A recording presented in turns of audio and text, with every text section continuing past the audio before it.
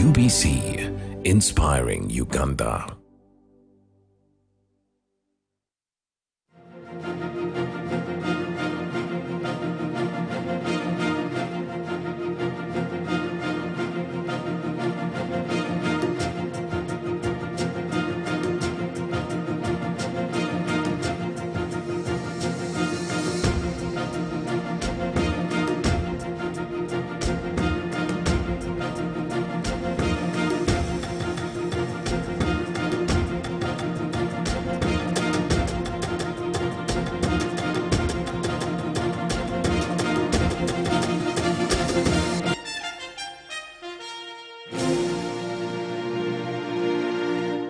Welcome to the very first episode of the Business Roundup in this brand new year. As always, we deeply value your continued support and audience. I am your host, Joram Paul Sonko, and here is what is coming. Government takes over full ownership of vehicle inspection facilities from SGS. We sit down with John Walgembe, the Executive Director, Federation Small and Medium Enterprises, to discuss key business trends and priorities for 2025. Following the successful summit on the Comprehensive Africa Agriculture Development Program, Daniel Mugoya breaks down the major takeaways. And on the regional scene, we take you to Tatu City in Kenya, a groundbreaking model for modern African urbanization. Sit back because it's time for business.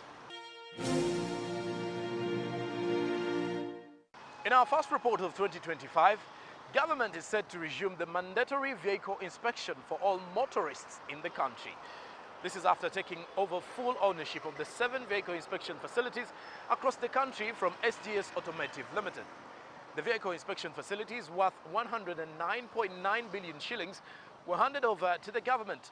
Diano Orange Peters reports. The Minister for Works and Transport, General Edward Katumba Wamala, has said the mandatory vehicle inspection will kick off this financial year. But a full-scale implementation come 2025-26 will now go in full swing to ensure that the inspection is done for all the vehicles and every vehicle. Yeah, these are land titles and the handover ceremony of the vehicle inspection facilities was witnessed by the 3 ministers of Works and Transport, top government officials and various development partners at a ceremony held at Namamve SGS Vehicle Inspection Center.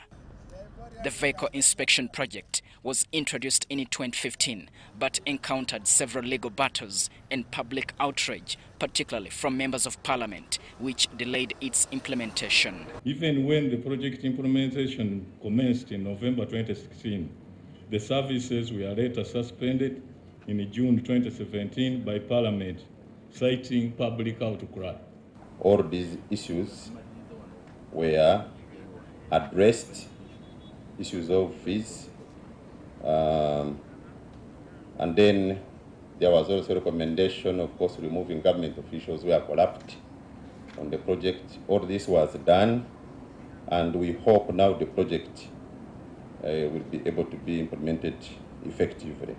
The vehicles inspection facilities, now under government control, are in Namamve, Namulanda, Nabingo, Kawanda, Mbale, Mbarara and Gulu.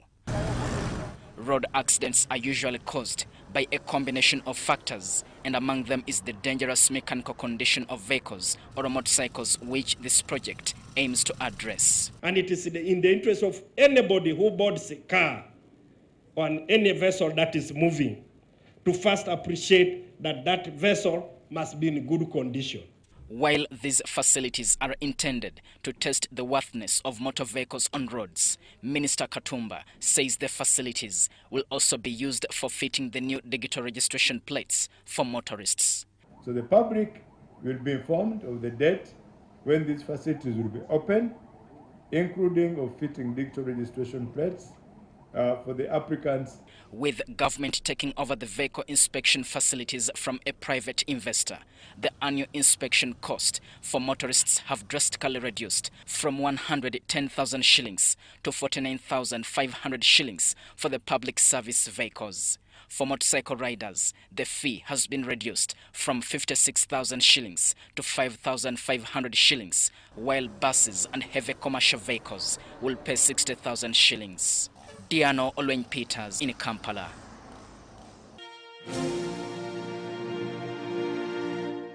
As we step into the new year, the Business Roundup sat down with John Walugembe, the Executive Director, Federation of Small and Medium Enterprises, to discuss critical business trends and the government's priorities in 2025.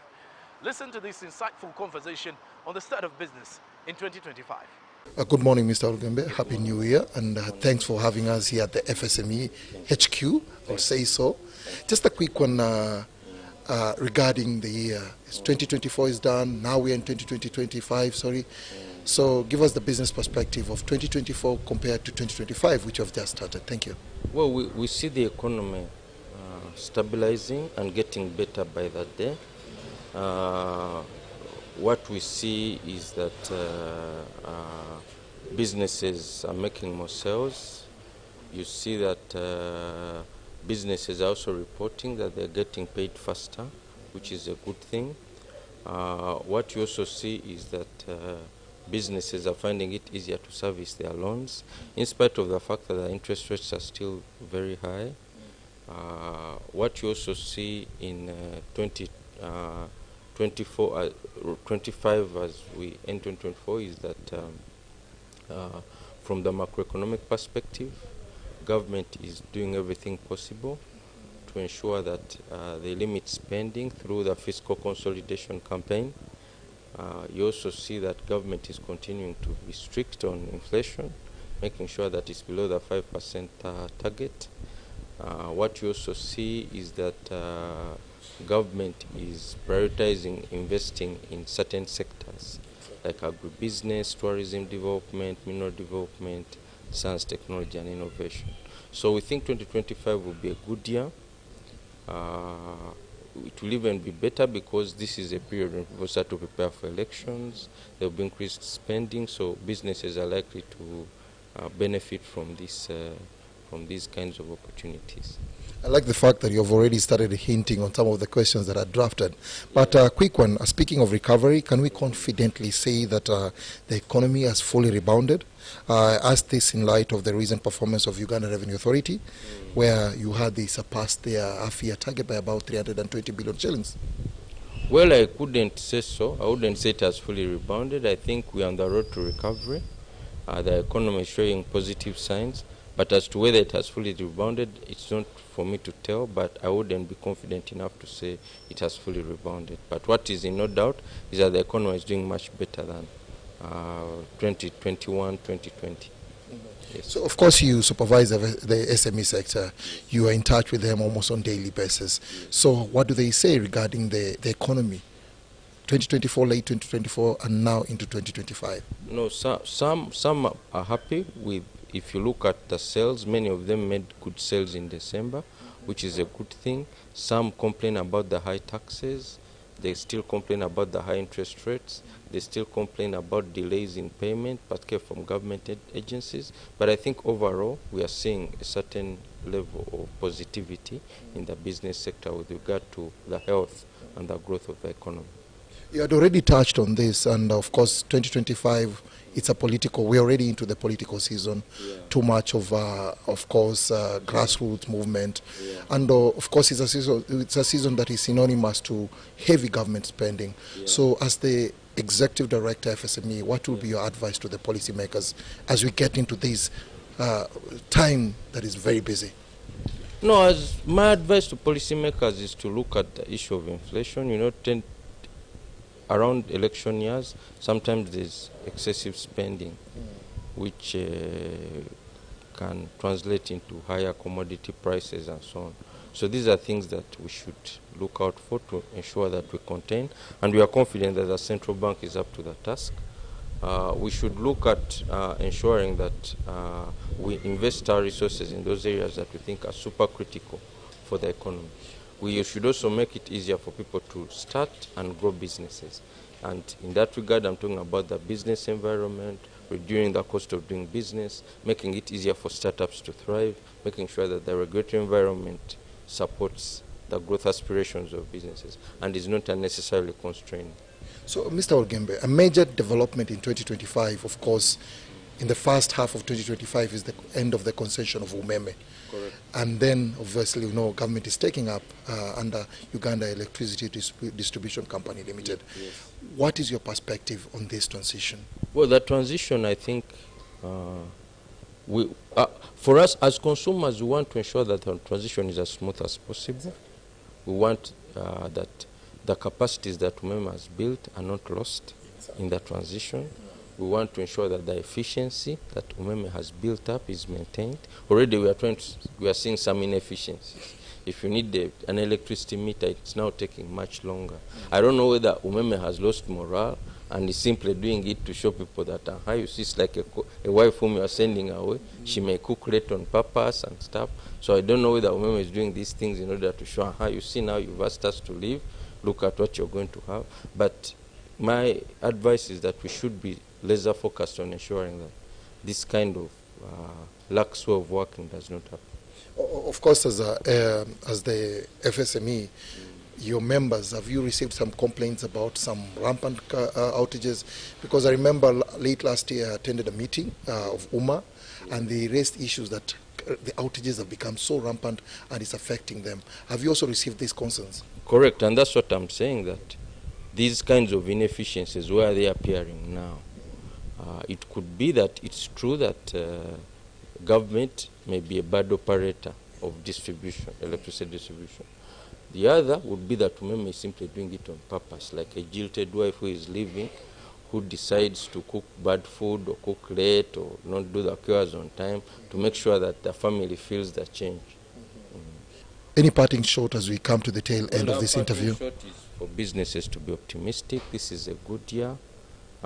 We need to do our best. Of course, we need to hold government to account to ensure that those issues that we keep raising, whether it's about market access and non-tariff barriers, whether it's about the taxation regime, whether it's about interest rates, these things should stay on the agenda.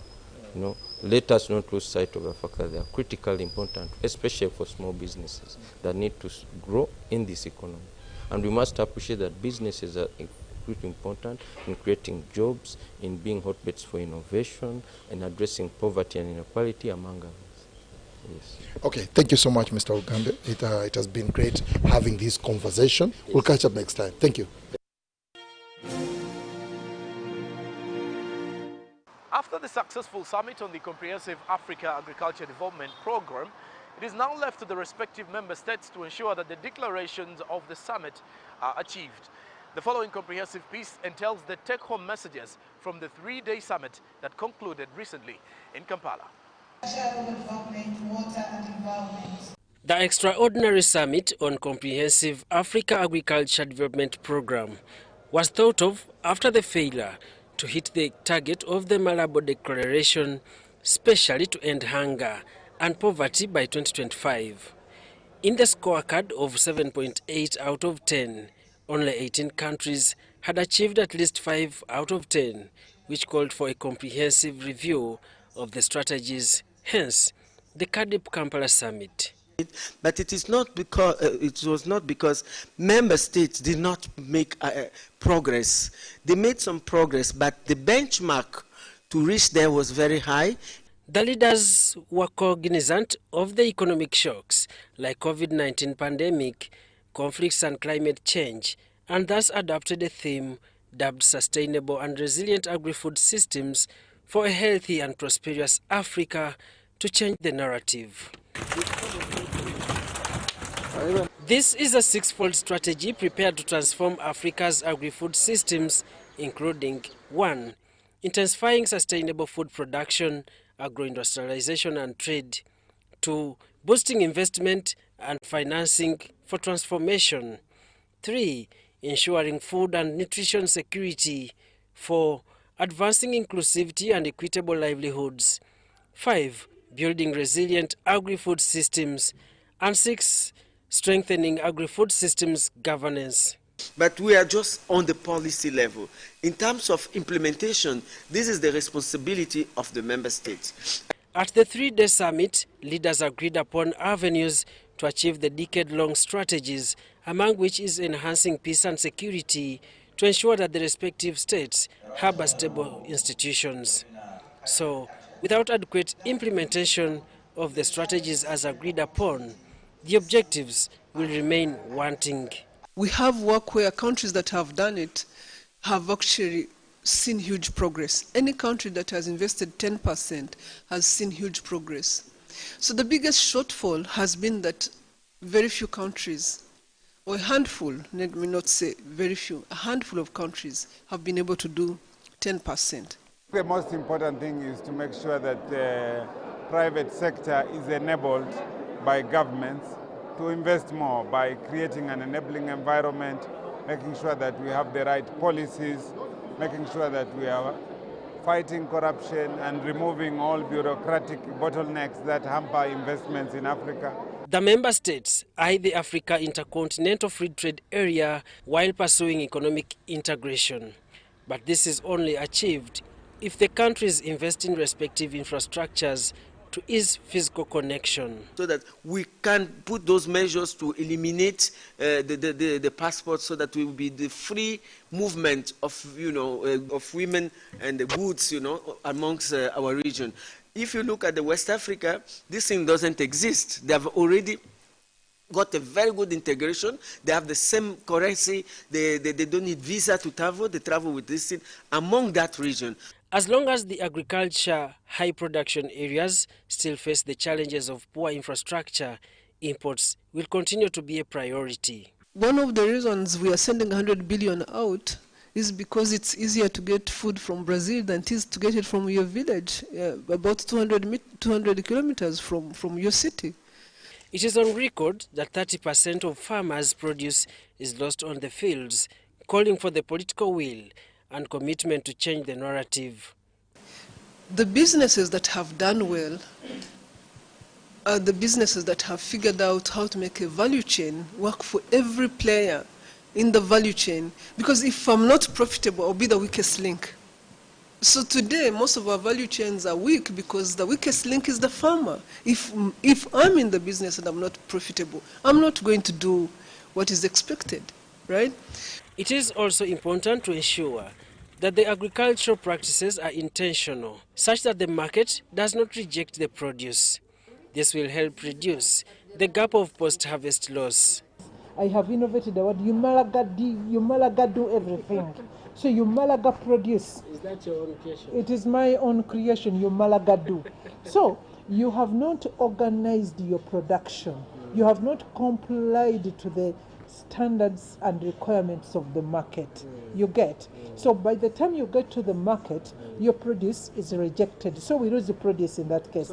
Farmers need extension, but that extension should not be generalized extension. It has to be specialized extension that is the product focused, that is the market focused, not this wara all over the place. Cardiff leaders also called for avenues of making sure that farmers are more resilient by creating mutual relationship with the authorities and understanding the needs of the farmers. We've always come at this smallholder farmer problem from a perspective of being very solution-oriented, in the sense that we provide a solution, and the solution is based at what we do well, not what the farmer wants.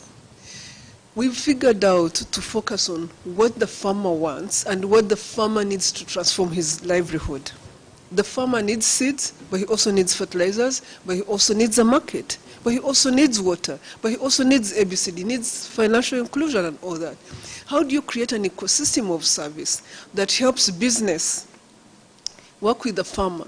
Because they have visibility of who the farmer is, because they have means of reaching the farmer, because they can engage with the farming community. There is no resilient agri-food system without resilient actors. The kind of life our farmers live should be a going concern before even you're concerned about how flooding and droughts are.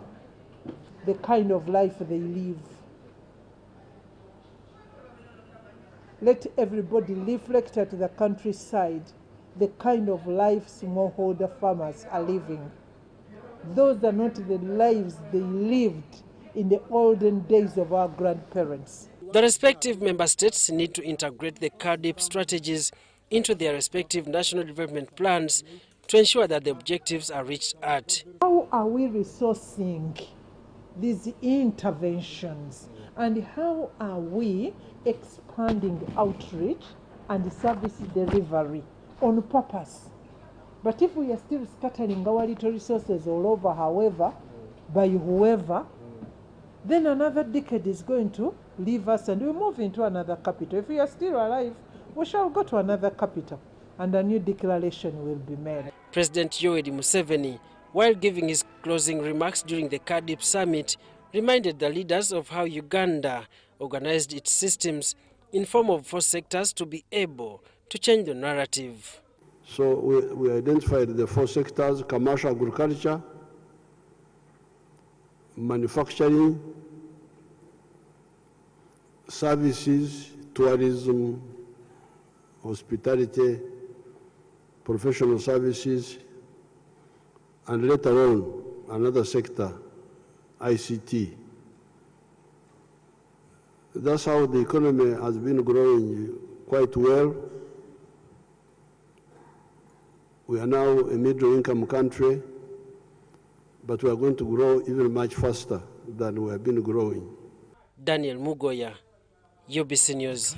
Beauty that you can only find here. In the lush green all around us and the wondrous sights within.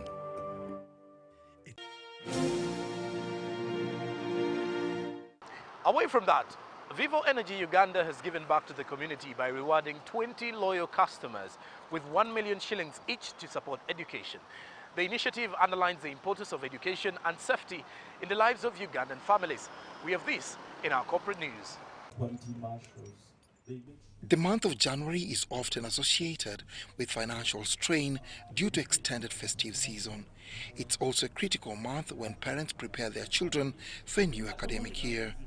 It is against this backdrop that Vivo Energy launched an initiative aimed at easing the financial burden on parents through its back-to-school promotion. It's about a few days before school fees initiative starts. So this is to really support our customers and take the burden of school fees off them so that they can utilize that money for other things. It comes from a place of we understand that fuel or what we sell as a mainstream product is such a key conduit to running the economy, but also understand that school fees or a nation that is educated is a strong nation. So we want to support that journey, especially with the young people, because we understand we want to build loyalty. Each recipient expressed gratitude for the financial assistance, emphasizing how the support will significantly ease the burden of school fees. I do electricity from Ahmed Seguya Technical.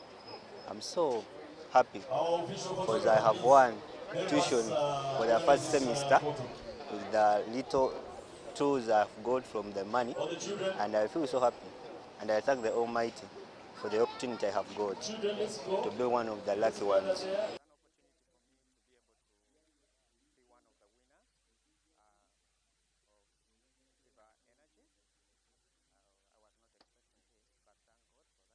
And I also urge for more people out there to continue getting involved in such kind of activities.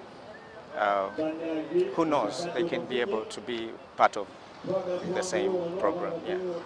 The event took place at Shell Chitetika, located on Kampala-Gayaz Road. In addition to the money, the parents, accompanied by their children, also received protective helmets. With this gesture, Vivo Energy, an oil marketing company, strengthens its relationship with customers and reinforces its dedication to fostering education and safety in the Ugandan community. You might call it a safety moment. We now turn our attention across borders. Tatu City, located near Nairobi, is attracting both residents and businesses with its modern infrastructure and strict regulations. With more than 5,000 residents, the development aims to set a precedent for Africa's future urbanization. Check this out. Tatu City, a startup city on the outskirts of Nairobi, Kenya, welcomed its first residents 4 years ago. Now, the city has a population of about 5,000 people. The city has its own water supply and energy grid. It also boasts security cameras and rigorous enforcement penalties for any speeding and littering by residents. Residents, like Valeria Coco, say it's the strict enforcement of such rules that make the place so appealing. I've been here 2 years. I have never seen Tatu City dirty. Because the rules state that the estate should be cleaned as regularly as possible, right? I've been here 2 years. There has never been an accident in Tatu City, like where a resident or maybe a guest runs over maybe a child or somebody, because there are rules. Sitting on 5,000 acres, its designers hope that the city will eventually be home to 250,000 people. It's already housing 88 businesses that have employed 15,000 people. If you look at the infrastructure, if you look at the utilities, if you look at the security, if you look at the controls, is one of the best. And actually, if you look at the Tatu City, is the largest employer in Kiambu County. That's the main reason why we looked at it to come to Tatu City.